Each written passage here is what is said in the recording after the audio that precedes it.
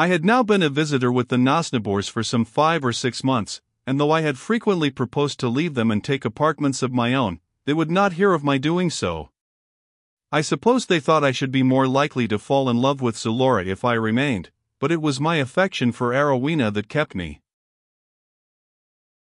During all this time both Erewhon and myself had been dreaming, and drifting towards an avowed attachment, but had not dared to face the real difficulties of the position. Gradually, however, matters came to a crisis in spite of ourselves, and we got to see the true state of the case, all too clearly. One evening we were sitting in the garden, and I had been trying in every stupid roundabout way to get her to say that she should be at any rate sorry for a man, if he really loved a woman who would not marry him. I had been stammering and blushing, and been as silly as anyone could be, and I suppose had pained her by fishing for pity for myself in such a transparent way, and saying nothing about her own need of it. At any rate, she turned all upon me with a sweet sad smile and said, "Sorry? I am sorry for myself, I am sorry for you, and I am sorry for everyone." The words had no sooner crossed her lips than she bowed her head, gave me a look as though I were to make no answer, and left me.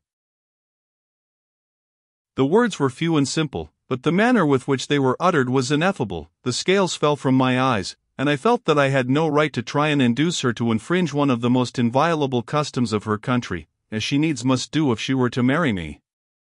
I sat for a long while thinking, and when I remembered the sin and shame and misery which an unrighteous marriage, for as such it would be held in Erewhon, would entail, I became thoroughly ashamed of myself for having been so long self-blinded. I write coldly now, but I suffered keenly at the time, and should probably retain a much more vivid recollection of what I felt, had not all ended so happily. As for giving up the idea of marrying Erewhon, it never so much as entered my head to do so. The solution must be found in some other direction than this. The idea of waiting till somebody married Zulora was to be no less summarily dismissed.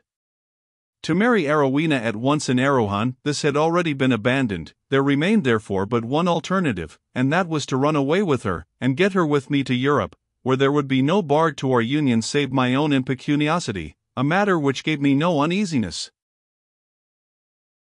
To this obvious and simple plan I could see but 2 objections that deserved the name: the first, that perhaps Erewhon would not come; the second, that it was almost impossible for me to escape even alone, for the king had himself told me that I was to consider myself a prisoner on parole, and that the first sign of my endeavoring to escape would cause me to be sent to one of the hospitals for incurables.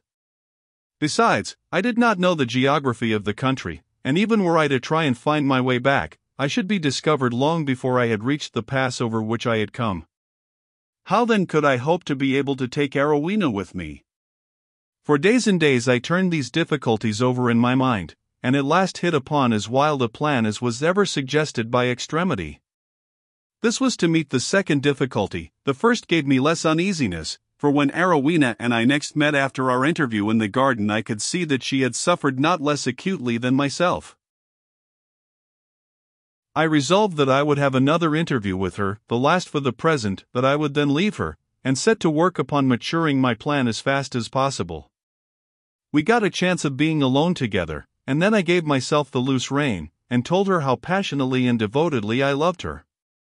She said little in return, but her tears, which I could not refrain from answering with my own, and the little she did say were quite enough to show me that I should meet with no obstacle from her. Then I asked her whether she would run a terrible risk which we should share in common, if, in case of success, I could take her to my own people, to the home of my mother and sisters, who would welcome her very gladly. At the same time I pointed out that the chances of failure were far greater than those of success, and that the probability was that even though I could get so far as to carry my design into execution, it would end in death to us both.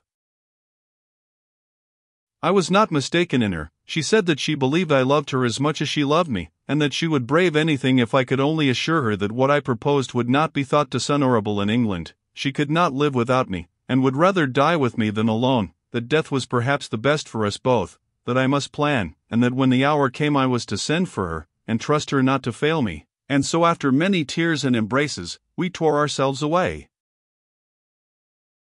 I then left the Nosnibors, took a lodging in the town, and became melancholy to my heart's content. Erewhon and I used to see each other sometimes, for I had taken to going regularly to the musical banks, but Mrs. Nosnibor and Zulora both treated me with considerable coldness. I felt sure that they suspected me. Arowhena looked miserable, and I saw that her purse was now always as full as she could fill it with the musical bank money, much fuller than of old. Then the horrible thought occurred to me that her health might break down, and that she might be subjected to a criminal prosecution. Oh! How I hated Erewhon at that time. I was still received at court, but my good looks were beginning to fail me, and I was not such an adept at concealing the effects of pain as the Erewhonians are. I could see that my friends began to look concerned about me, and was obliged to take a leaf out of Mahina's book, and pretend to have developed a taste for drinking. I even consulted a straightener as though this were so, and submitted to much discomfort. This made matters better for a time, but I could see that my friends thought less highly of my constitution as my flesh began to fall away. I was told that the poor made an outcry about my pension, and I saw a stinging article in an anti-ministerial paper, in which the writer went so far as to say that my having light hair reflected little credit upon me, inasmuch as I had been reported to have said that it was a common thing in the country from which I came. I have reason to believe that Mr. Nosnibor himself inspired this article. Presently it came round to me that the king had begun to dwell upon my having been possessed of a watch, and to say that I ought to be treated medicinally for having told him a lie about the balloons. I saw misfortune gathering round me in every direction, and felt that I should have need of all my wits and a good many more, if I was to steer myself and Arowhena to a good conclusion. There were some who continued to show me kindness, and strange to say, I received the most from the very persons from whom I should have least expected it, I mean from the cashiers of the musical banks. I had made the acquaintance of several of these persons, and now that I frequented their bank, they were inclined to make a good deal of me. One of them, seeing that I was thoroughly out of health, though of course he pretended not to notice it, suggested that I should take a little change of air and go down with him to one of the principal towns, which was some 2 or 3 days' journey from the metropolis, and the chief seat of the colleges of Unreason. He assured me that I should be delighted with what I saw, and that I should receive a most hospitable welcome. I determined therefore to accept the invitation. We started 2 or 3 days later, and after a night on the road, we arrived at our destination towards evening. It was now full spring, and as nearly as might be 10 months since I had started with Chowbok on my expedition, but it seemed more like 10 years.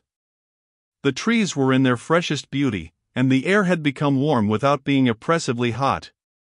After having lived so many months in the metropolis, the sight of the country, and the country villages through which we passed refreshed me greatly, but I could not forget my troubles. The last 5 miles or so were the most beautiful part of the journey, for the country became more undulating, and the woods were more extensive, but the first sight of the city of the colleges itself was the most delightful of all. I cannot imagine that there can be any fairer in the whole world, and I expressed my pleasure to my companion, and thanked him for having brought me. We drove to an inn in the middle of the town, and then, while it was still light, my friend the cashier, whose name was Thims, took me for a stroll in the streets and in the courtyards of the principal colleges.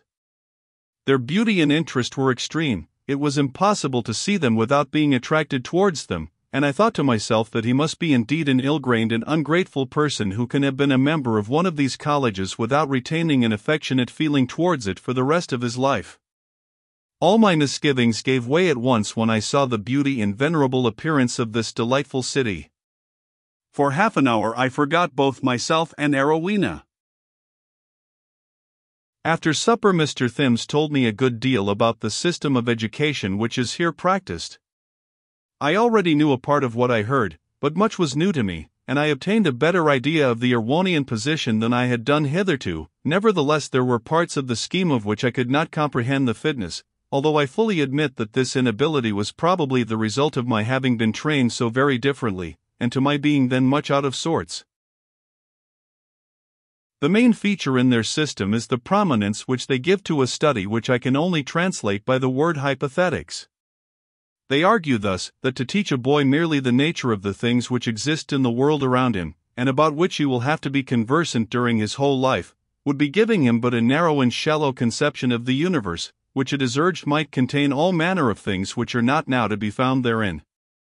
To open his eyes to these possibilities, and so to prepare him for all sorts of emergencies, is the object of this system of hypothetics. To imagine a set of utterly strange and impossible contingencies, and require the youths to give intelligent answers to the questions that arise therefrom, is reckoned the fittest conceivable way of preparing them for the actual conduct of their affairs in after life. Thus they are taught what is called the hypothetical language for many of their best years, a language which was originally composed at a time when the country was in a very different state of civilization to what it is at present, a state which has long since disappeared and been superseded. Many valuable maxims and noble thoughts which were at one time concealed in it have become current in their modern literature, and have been translated over and over again into the language now spoken. Surely then it would seem enough that the study of the original language should be confined to the few whose instincts led them naturally to pursue it.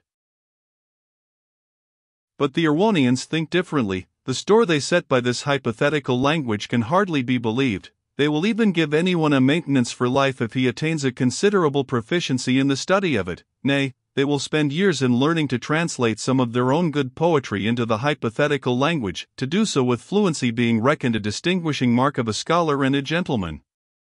Heaven forbid that I should be flippant, but it appeared to me to be a wanton waste of good human energy that men should spend years and years in the perfection of so barren an exercise, when their own civilization presented problems by the hundred which cried aloud for solution and would have paid the solver handsomely. But people know their own affairs best. If the youths chose it for themselves I should have wondered less, but they do not choose it, they have it thrust upon them, and for the most part are disinclined towards it. I can only say that all I heard in defense of the system was insufficient to make me think very highly of its advantages. The arguments in favor of the deliberate development of the unreasoning faculties were much more cogent. But here they depart from the principles on which they justify their study of hypothetics, for they base the importance which they assign to hypothetics upon the fact of their being a preparation for the extraordinary, while their study of unreason rests upon its developing those faculties which are required for the daily conduct of affairs.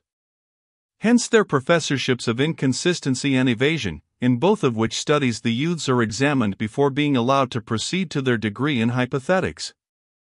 The more earnest and conscientious students attain to a proficiency in these subjects which is quite surprising. There is hardly any inconsistency so glaring but they soon learn to defend it, or injunction so clear that they cannot find some pretext for disregarding it. Life, they urge, would be intolerable if men were to be guided in all they did by reason and reason only.